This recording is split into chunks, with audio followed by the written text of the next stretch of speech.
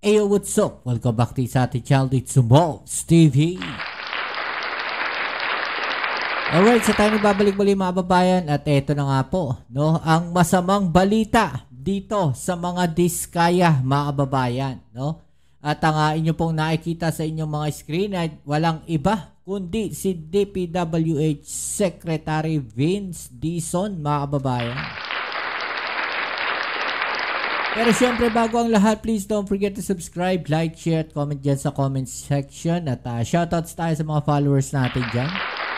Maraming salamat po sa palaging suporta po ninyo, no? At i-comment nyo lang po dyan sa ibaba yung mga komento, mga kababayan. Alright? Eto na nga, mga kababayan, may magpapasko po sa Zelda. Grabe na, oh. Asa na yung mga DDS dyan, mga babayan. Sigaw kayo ng sigaw na nasa na mga hinuhuli ninyo, wala man lang kayo nakakasuhan. Actually, hindi ko alam kung hindi nanonood ng balita itong mga itong mga DDS, mga babayan. Kasi marami na pong sinampahan ng kaso, mga babayan. No, ito pong DPWH. Kaya lang, alam niyo naman itong mga DDS, maliliit talaga utak ng iba dyan Dati sinasabi nila, wala kayong nakakasuhan, no? Wala kayong mapapakulong, di kayo nagpapakulong, wala kayong kinakasuhan, puro kayo press conference, puro kayo puro kayo hearing. Ngayon, nung may nakasuhan, mga babayan, may sinampahan ng kaso ang DPWH, iba na naman ang kanta nila, mga babayan. Puro maliliit na isda lang yung mga kinakasuhan nila. Ngayon, meron pong kakasuhan, 3 congressman, mga babayan. No? Iba na naman ang kwento nito mga DDS na to. Bakit daw tila nililihis daw, no? Ang issue ng flood control project, mga babayan. Bakit daw etong mga to ang kinakasuhan? Hindi mo na malaman anong klaseng utak meron na itong mga DDS na to. Pag may kinasuhan mga kontraktor, sabihin maliliit na isda. Pag may kinasuhan congressman, sasabihin bakit yan yung kinasuhan, no? Alam nyo kasi ang tinatarget nila rito si Romualdez, mga babae. Galit na galit kasi sila. Natatakot kasi sila na baka biglang tumakbo si Romualdez sa 2028, baka malaglag, no, itong si Sara. Yun yung kinakatakot nila. Anyway, mapunta tayo dito sa ating topic, mga babayan, no. Ito po sabi ni Secretary Vince Dizon. Sabi po niya dito, yung mga notorious na taga 1st District ng Bulacan, sina Alcantara, Hernandez, at iba pa. Kasama rin po sina Sara Diskaya. Siyempre, kasama rin yung asawa niya dito, no? Tingin ko, linggo na lang ang bibilangin dyan. Sa kulungan na sila magpapasko. Magpapasko daw po sila sa kulungan, mga babayan, no? Linggo na lang daw ang bibilangin. So, ibig sabihin, nalalapit na, no, ang sintensya dito sa mga diskaya, mga babayan. So ito po yung balita na yan at panoorin po natin, mga babayan, para mas maliwanagan tayo, no? Sabi rin nga po dito, no, some accused in flood control corruption cases may be arrested and jailed by Christmas, according to DPWH Secretary Vince Dizon on Friday. Sa tingin ko, sa kulungan na sila magpapasko. Dizon told GMA Integrated News unang balita interview. Diba? These include former DPWH Engineer, District Engineer Henry Alcantara, and former Bulacan 1st District Assistant Engineers Bryce Hernandez and JP Mendoza, as well as contractor Sara Diskaya of St. Timothy Construction Corporation. Ayan, ang sabi po ni Ombudsman Boying Rimulya, yung pong unang kasong final natin noong September 13, ayan ang pinakamabilis na may makukulong. Kasama po dyan yung mga notorious sa taga 1st District. Yan, yung mga engineer po. No, at kasama din po sila Sara Diskaya. Okay, so Ito, panoorin natin mga babayan. Let's go. Kaugnay sa investigasyon sa mga umano'y maanumalyang flood control projects, Mapanayan po natin si Department of Public Works and Highway Secretary Vince Dizon. Secretary Dizon, magandang umaga po. Igan, good morning po. Good morning po. Kahapon, naghain ulit kayo ng mga reklamo sa Ombudsman ukol sa umano'y maanumalyang mga flood control projects sa La Union at Davao Occidental. Gaano po kaya kakampante ang tibay ng mga ebidensyang hawak ninyo? Matibay na matibay po, Igan, no? Unang-una, yung sa Davao Occidental, ito ay binid out itong proyektong to noong 2021 at ito ay 2021 mga kababayan. Iyak na naman mga DDS dito. Sabihin na naman, dinadawit na naman. 2021, sino ba pangulo niyan? No, banat kayo ng banat kay PBBM na sa administrasyon niya, no, na maraming korupsyon na nangyari. Sa administrasyon ng Pangulong Bongbong Marcos, no, maraming korupsyon na ganito, ganyan. Pero bakit tayo niyong balikan yung panahon ni Digong?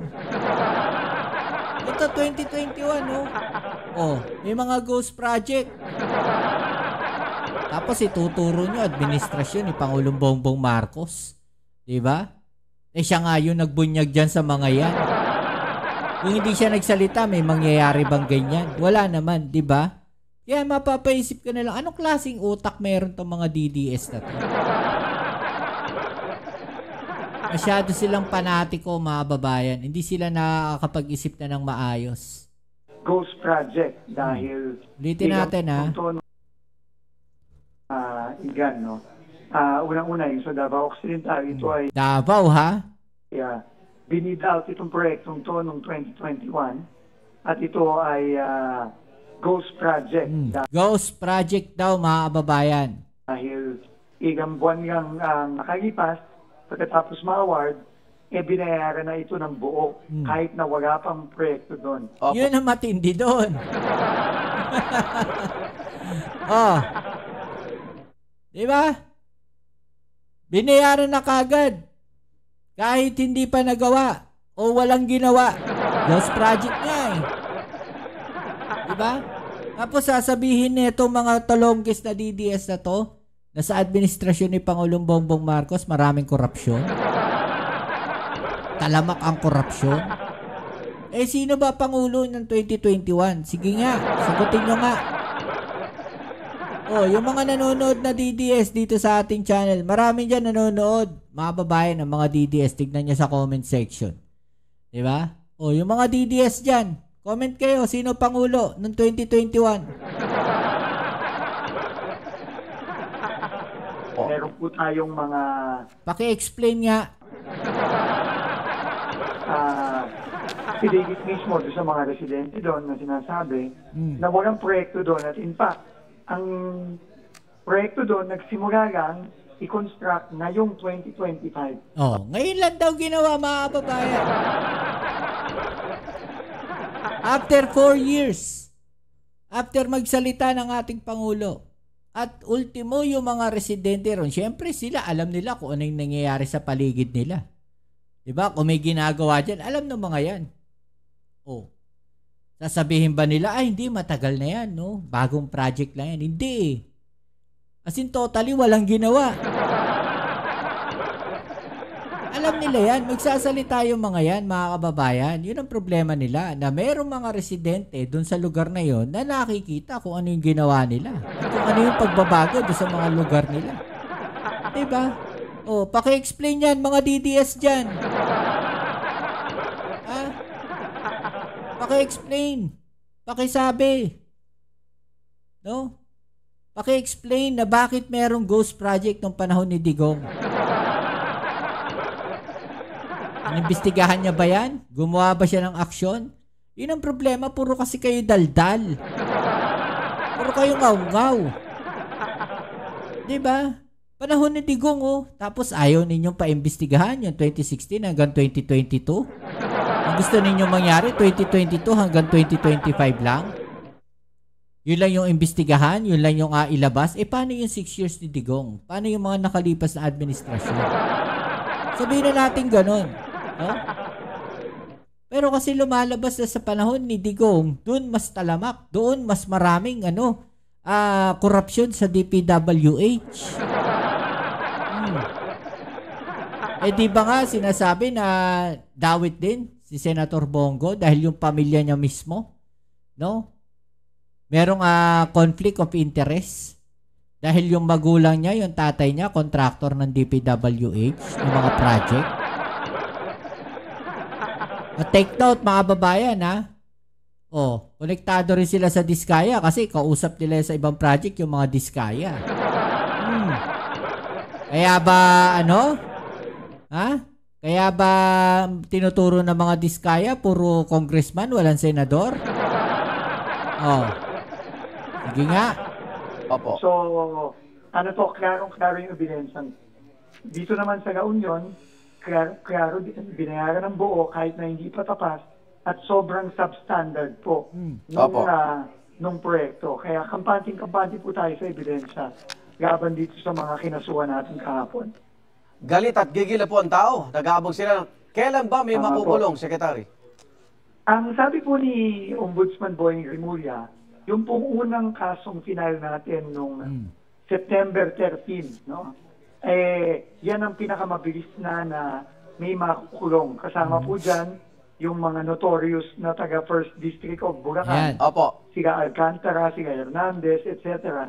At kasama din po sila Sara Diskaya. Opo. So yan po, tingin ko, baka linggo na lang ho ang binibigang dyan dahil pagkaupo po ni Ombudsman Boying Rimulya, sinimulan na niya yan ang proseso dyan. Kaya, linggo na lang daw ang bibilangin, mga kababayan. tingin ko po, konti na lang po. Sunod-sunod na po ito, Igan. Hindi na aabot ang bagong taon. Hindi po. Tingin ko hindi. So, haabot yan. haabot sila sa undas. Okay. Tungkol naman po sa sunog. Pasko na ho sila sa Pasko, sa kulungan na sila magpapasko niyan. Okay. Sa kulungan na sila magpapasko. Tungkol naman po sa sunog dito sa gusali ng DPWH sa Quezon City. Nakakatiyak ko ba ang publiko? Ito'y hindi nasunog yung mga dokumento, ebidensya ng DPWH sa mga sangkot sa flood control projects. Unang-una po, yung Bureau of Research Standards. No? Ito yung nagre-research at nag-aaral ng mga iba't ibang mga teknolohiya at mga standards ng mga infrastructure natin. Nagkaroon na ho tayo ng unang-una ng inventaryo ng mga dokumentong naapektuhan ng sunog. At unang-una, lahat po ng dokumento ay naka-back up, no, sa central office at chinek na ho natin isa-isa yung mga dokumento. Wala po doon na related dito sa mga ongoing investigation natin. Opo.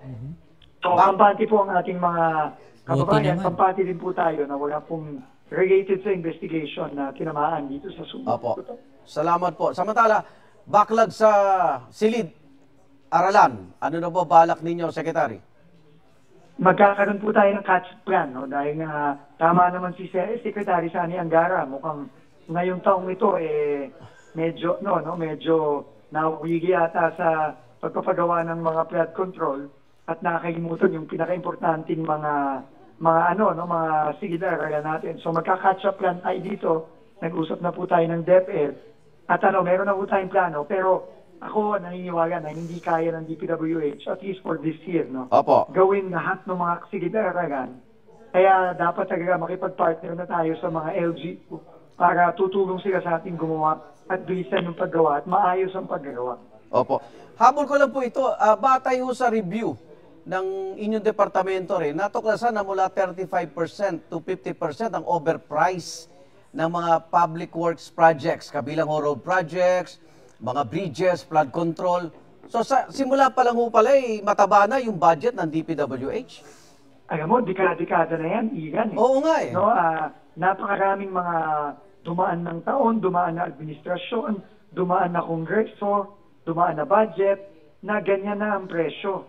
No, kaya kailangan talaga ibaba na yan. So siguro ayoko lang pangunahan ng ating Pangulo, pero sa mga susunod na araw, tingin ko mag-aanunsyo na tayo ng ng talagang malaking pagbabago diyan.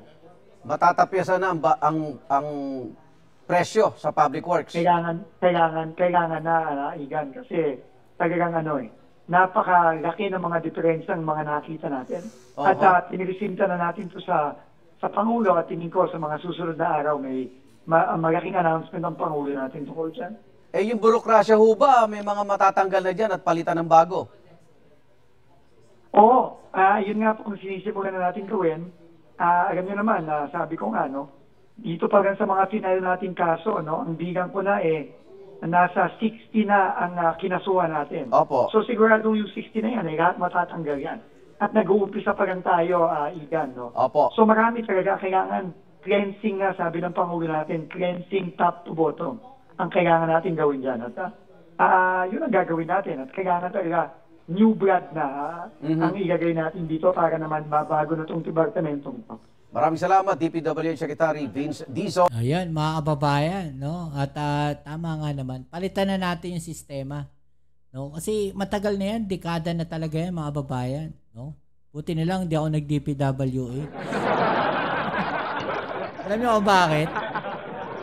Kasi ako, maselan ako sa ganyan pagdating sa construction, mga kababayan. No? Engineer din po ako. No, yung mga construction nakikita ko sa kalsada, nakikita ko yan, mga kababayan, talagang napapailing na lang ako. Yung mga kalsadang walang bakal, di ba?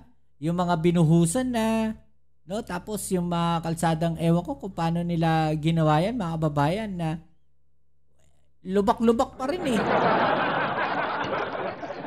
Sinemento mo pero hindi pantay-pantay, mga kababayan, di ba? Hindi mo alam kung paano nila ginagawa yung kanilang mga proyekto. Kung nagtatrabaho ba sila sa gobyerno, sa DPWH, kumukontrata sila para magkamal lang ng pera. No? Naging kalakaran na Ganun talaga Okay, so ano masasabi po ninyo dyan, mga kababayan? No? I-comment sa ibaba yung mga opinion na natin yung pag-usapan. Alright? So yan muli, maraming salamat sa lahat ng mga patuloy na kasuporta dito sa ating channel. Kita-kits po tayo sa ating next video upload. Ito muli ang Kuya Mobs, it's on Bobs TV. Peace. I'm out.